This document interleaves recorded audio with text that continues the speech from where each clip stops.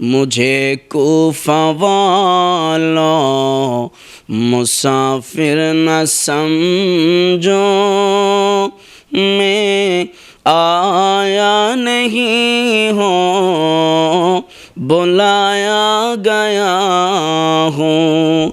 অর্থাৎ मुसाफिर न समझो, मुझे सरल वालो मुनाफिक न समझो, मुझे सरल वालो रोहिंग्या न समझो, मैं आया नहीं हूँ तारकने बजा। আসসালামু আলাইকুম রহমতুল্লাহি ওবারাকাতুহু।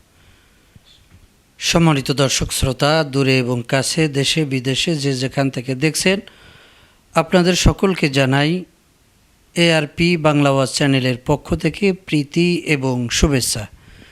প্রিয় দর্শক, আজ আমরা আলোচনা করব সমসাময়িক একটি বিষয় নিয়ে। তো আপনারা সবাই জানেন, কওমিদের একজন বক্তা জুনাইদ আল হাবিব, যিনি খুব সুন্দর তকরির করে থাকেন, কিন্তু ইদানিং দেখছি আহলে বাইতের শান তিনি বিকৃত করে নিজের দিকে টানার জন্য। এমনিতে কখনো আহলে বাইতের শান নিয়ে তাদেরকে নাতে রসুল মানকাবাত পড়তে দেখা যায়নি, কিন্তু ইদানিং দেখছি আহলে বাইতের শানকে তিনি বিকৃত করে নতুন করে তিনি বাজারে ছাড়ছেন। তো যাই হোক, সে বিষয়ে আজ আমরা আলোচনা করব। তো এ বিষয় আজ আলোচনা করবেন, আমাদের সম্মুখে উপস্থিত হয়েছেন মুফতি আব্দুর রাজ্জাক আল কাদিরি সাহেব। আসসালামু আলাইকুম রহমতুল্লাহ। ওয়ালাইকুম আসসালাম। জি হজরত, আজ আমরা দুটি বিষয় একসাথে টানব। জুনায়েদ আল হাবিব রসুলুল্লাহ সাল্লাহ সাল্লামের আওলাদের শান মানকে বিকৃত করে নিজের নামে তিনি বলতে চাচ্ছেন। এমনিতে তো তাদের থেকে আওলাদ রসুলের শান, কারবাল্লার শান কখনো তেমন একটা শোনা যায় না। তো সে ব্যাপারে আজ আমরা দর্শককে নিয়ে খোলা একটা আলোচনা করব ইনশাআল্লাহ। আসসালামু আলাইকুম ওয়া রাহমাতুল্লাহি তাআলা ওয়া বারাকাতুহু। প্রিয় দর্শক শ্রোতা, আপনারা অবগত হয়েছেন আমাদের সম্মানিত সঞ্চালক এবং এআরপি ওয়াজ মিডিয়ার পরিচালক, বিশিষ্ট আলেমে দ্বীন, বিশিষ্ট মিডিয়া ব্যক্তিত্ব হজরত মাওলানা আব্দুর রহমান আল কাদেরী পটুয়াখালী মাদ্দাজিল্লুহুল আলী, তিনি যে কথাটি আপনাদের উদ্দেশ্যে জানতে চেয়েছেন সেটি হচ্ছে, দেখলাম যে রাজনৈতিক অঙ্গনে একটা নতুন উম্মাদের আগমন ঘটেছে। সেই উম্মাদ, সেই মজনুন, সে বিভিন্ন সময়ে রসুল পাকের শান নিয়ে, রসুল পাকের আজমত নিয়ে কথা বলেছে, খাটো করার চেষ্টা করেছে, এজিদকে রহমতুল্লাহ আলাইহি বলার চেষ্টা করেছে। ইমাম হুসাইন রাদিয়াল্লাহু তাআলা আনহুর শাহাদাতের ক্ষেত্রে এজিদের সরাসরি হাত ছিল না। তাদের এই বক্তব্যগুলো আমরা অতীতে শুনেছি।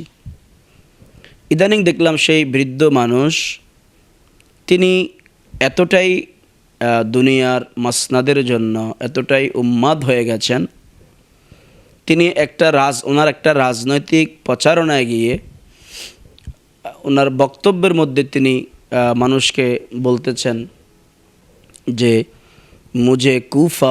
মুঝে সরাইল ওয়ালো মুসাফির না সমঝো। আপনারা জানেন যে আমরা যারা আশেক রসুল, রসুল পাকের আদনা গোলাম আছি, আহলে বায়াতের আশেক আছি, গোলাম আছি, আমরা বিশেষ করে কারবালার মাসে, মুহররম মাসে আমরা আহলে বায়াতের শানে একটি মানকাবাত আমরা পরিবেশন করে থাকি যে মুঝে কুফা ওয়ালো মুসাফির না সমঝো, মে আয়া नहीं हूँ बुलाया गया हूँ।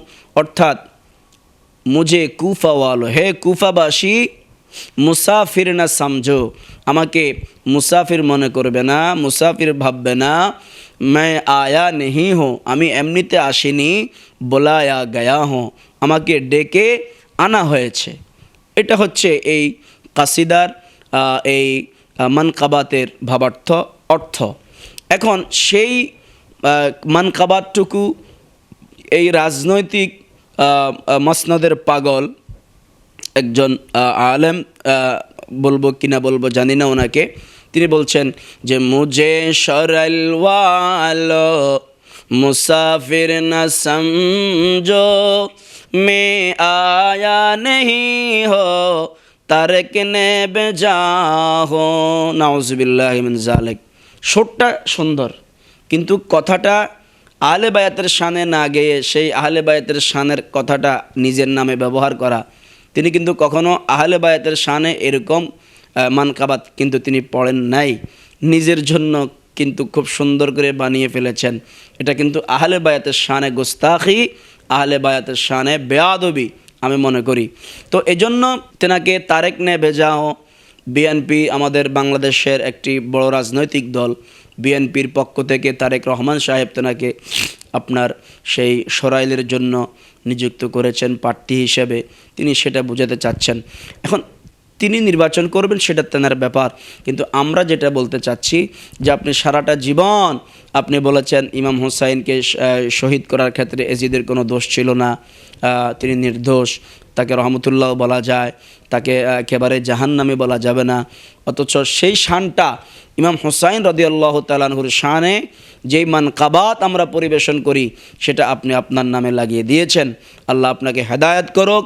এবং এই সমস্ত দুনিয়ামুখী, দুনিয়া লুবি আলেম যারা আছে, ওলামায়ে সু বলা হয় এদেরকে হাদিসের ভাষায়, এদের থেকে আল্লাহ আমাদেরকে হেফাজত করুক।